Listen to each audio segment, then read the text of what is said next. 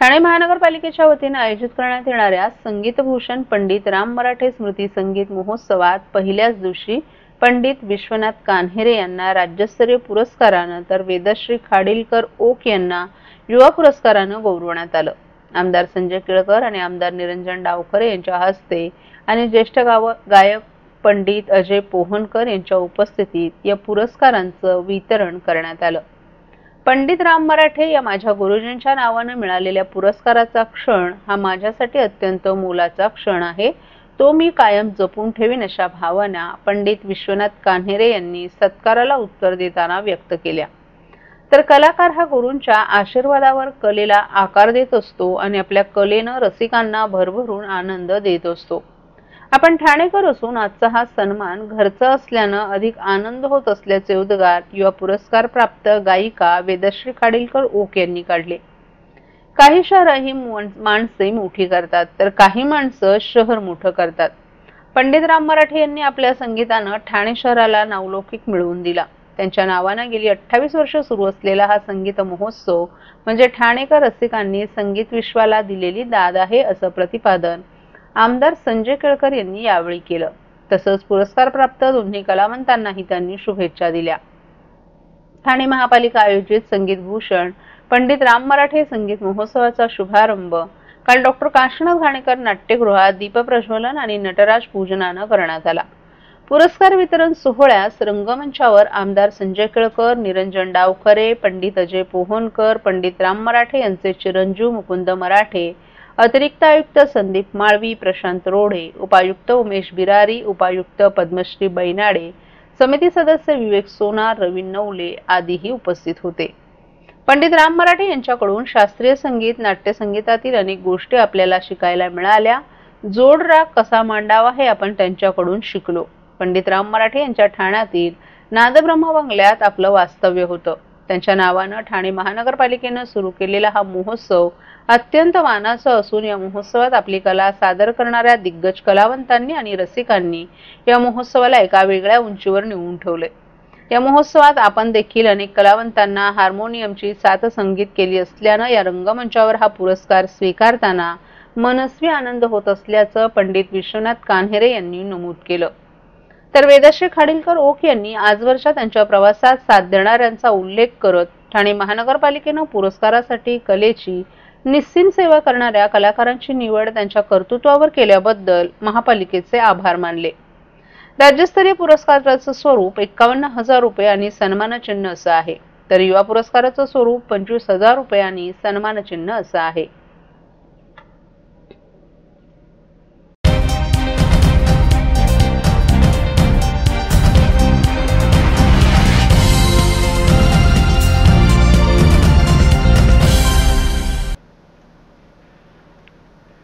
दररोज नाल्यातून वाहून जाणारं सांडपाणी प्रक्रिया करून पुन्हा वापरात आणणारा 100 दशलक्ष लिटर क्षमतेचा शुद्धीकरण प्रकल्प प्रायोगिक तत्वावर उभारण्याचे वेध ठाणे महापालिकेला लागले आहेत।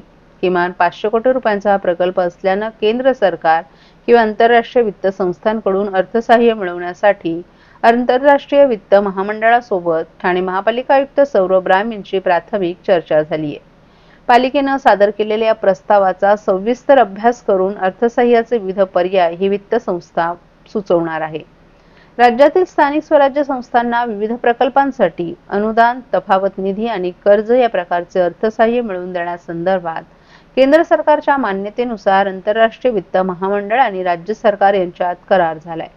हे महामंडळ राज्यातील काही महापालिकांना अर्थसहाय्य मिळवून देण्यासाठी सहकार्य करणार असून त्यात ठाण्याचाही समावेश आहे। या संदर्भात बुधवारी ठाणे महापालिकेचे नागरी संशोधन केंद्र येथे पालिका आयुक्त सौरभ राव यांच्या अध्यक्षतेखाली प्राथमिक बैठक झाली। राज्य सरकारच्या मित्रा या उपक्रमाचे प्रतिनिधी ऑनलाईन पद्धतीने या बैठकीत सहभागी झाले होते। ठाणे महापालिकेच्या पर्यावरणपूरक विविध प्रकल्पांबाबत यावेळी चर्चा झाली। यात प्रामुख्याने सांडपाणी शुद्धीकरण प्रकल्पावर भर देण्यात आला। केंद्र सरकारच्या विविध योजनांअंतर्गत स्थानिक स्वराज्य संस्थांना विविध विकास प्रकल्पांसाठी तसंच पायाभूत सुविधांसाठी अर्थसहाय्य केलं जातं। त्याचबरोबर नुकत्याच सादर झालेल्या केंद्रीय अर्थसंकल्पात नागरी आव्हान निधीची घोषणा करण्यात आली आहे। यातून ठाणे महापालिकेच्या कोणत्या प्रकल्पांना अर्थसहाय्य मिळू शकते याचा अभ्यास आंतरराष्ट्रीय वित्त महामंडळ करणार असल्याचंही आयुक्त राव यांनी स्पष्ट केले.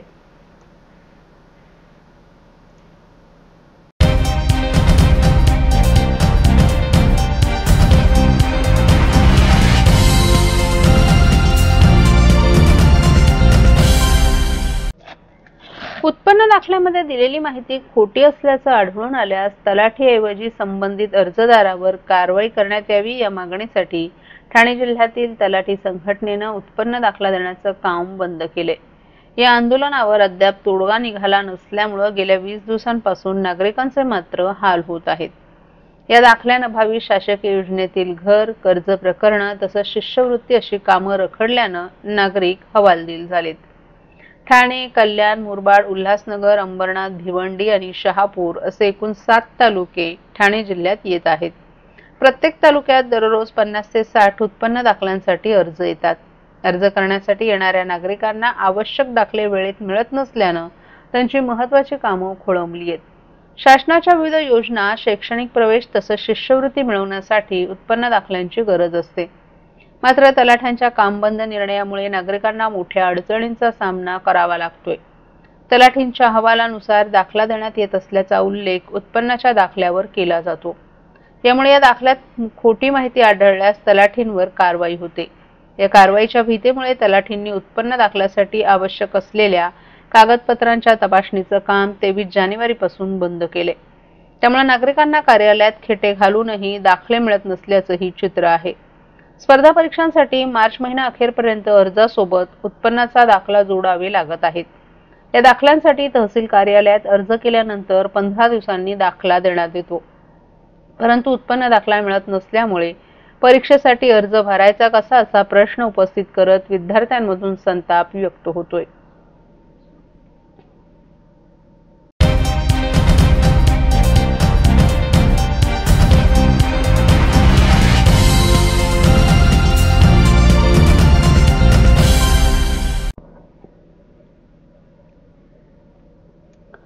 ठाणे जिल्ह्यातील कल्याण, डोंबिवली आणि भिवंडी शहरातील बेकायदा इमारत पाडण्याची कारवाई सुरू असतानाच ठाणे महापालिका क्षेत्रातील दिवा भागातील 54 बेकायदा इमारती पाडण्याचे आदेश उच्च न्यायालयानं नुकताच दिले आहेत. यातील 2 इमारतधारकांनी कारवाई थांबवण्याचे आदेश न्यायालयाकडून मिळवलेत, तर उर्वरित 52 इमारतींमधील रहिवाशांना पालिका प्रशासनानं नोटीस बजावण्यास सुरुवात केली आहे. या कारवाईसाठी पोलीस बंदोबस्त मिळावा यासाठी पालिका अधिकाऱ्यांनी पोलीस प्रशासनासोबत चर्चा सुरू केली आहे. त्याचबरोबर इमारतींचा वीज आणि पाणी पुरवठा खंडित करण्याचंही नियोजन आखलंय अशी माहिती पालिका सूत्रांनी दिली आहे. ठाणे महापालिका क्षेत्रात बेकायदा बांधकाम उभारण्याचे प्रकार गेल्या काही मागील वर्षांपासून वाढीस लागलेत. कोरोना काळात महापालिकेची यंत्रणा आरोग्य सुविधा पुरवण्याच्या कामात व्यस्त होती. त्यावेळी सक्रिय झालेल्या भूमाफियांनी बेकायदा बांधकाम उभारण्यास सुरुवात केली होती. या बांधकामांच्या मुद्द्यावरून टीका होऊ लागताच पालिकेने विशेष मोहीम हाती घेऊन त्यावर हातोडा मारला होता.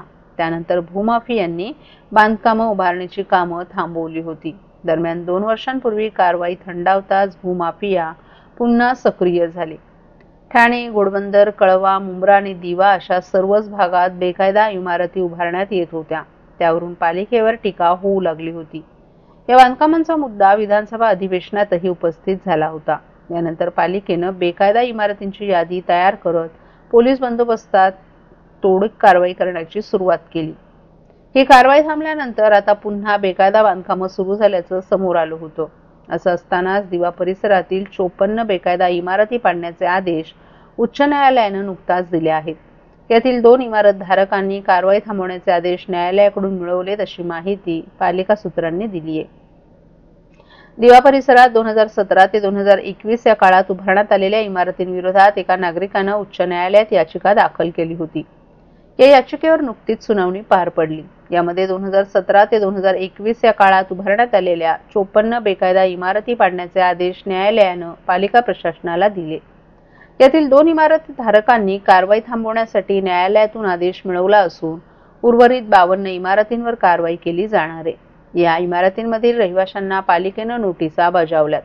कारवाईच्या पार्श्वभूमीवर पालिका प्रशासनाकडून रहिवाशांच्या बैठका घेऊन त्यांना न्यायालयाच्या आदेशाबाबत माहिती दिली जात आहे. या इमारतींचं पाणी आणि वीज जोडणी तोडण्याचं काम पालिकेनं सुरू केले. तसंच पोलीस बंदोबस्त मिळताच टप्प्याटप्प्याने या इमारतींचं बांधकाम पाडलं जाणार असल्याची माहिती देण्यात आली आहे.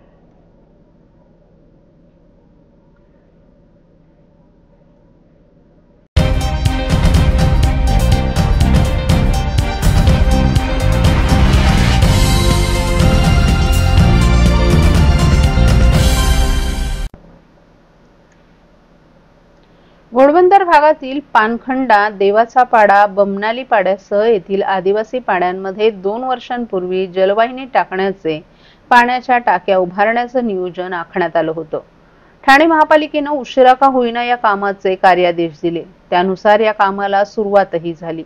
पुढील 6 महिन्यात पाड्यांमधील महिलांच्या डोक्यावरील हंडा उतरणार आहे. घोडबंदर भागातील पानखंडा आणि त्याच्या आजूबाजूच्या आदिवासी पाड्यांमधील महिलांना डोक्यावर हंडा घेऊन अगदी डोंगर माथ्यावर जाऊन अरुंद वाटा तुडवत पाणी आणावं लागत असल्याचं विदारक चित्र प्रसिद्ध होताच पालिकेच्या पाणीपुरवठा विभागाने याची दखल घेतली. त्यानुसार आता येथील आदिवासींची तहान भागवण्यासाठी त्यांनी पावलं उचलली आहेत. त्यातही तत्कालीन आयुक्त अभिजित बांगर यांच्या काळात 88 लाखांचा खर्च करण्याची निविदा मंजूर करण्यात आली होती. मात्र 2 वर्ष त्या कामाचे कार्यादेश दिले नव्हते. परंतु आता रखडलेल्या कामाचे कार्यादेश दिले असून त्याचं कामही सुरू केल्याचा दावा पाणीपुरवठा विभागानं केला आहे. 10 ठिकाणी सिंटेक्सच्या 5000 लिटरच्या टाक्या बसवल्या जाणार आहेत. त्यात कशळीपाडा, पानखंडा, बमनाली पाडा, टाकरडा पाडा आदींसह इतर आदिवासी पाड्यांचाही समावेश आहे. तसंच येथील सर्व पाड्यांना पाणी मिळावं या उद्देशानं 3 ते 4 ठिकाणी पंप बसवले जाणार आहेत. 3 ते 4 इंचाची जलवाहिनी सुद्धा टाकली जाणार आहे. त्यानुसार पुढील 6 महिन्यात हे काम पूर्ण होणार आहे. पाणीपुरवठा विभागाच्या अधिकाऱ्यांनी येथील पानखंडा आणि इतर आदिवासी पाड्यांची बुधवारी पाहणी केली. यावेळी सिंटेक्सच्या टाक्या काही ठिकाणी तुटलेल्या आढळून आल्या. बोरवेलला गढूळ पाणी येत असल्याचंही त्यांच्या निदर्शनास आलं.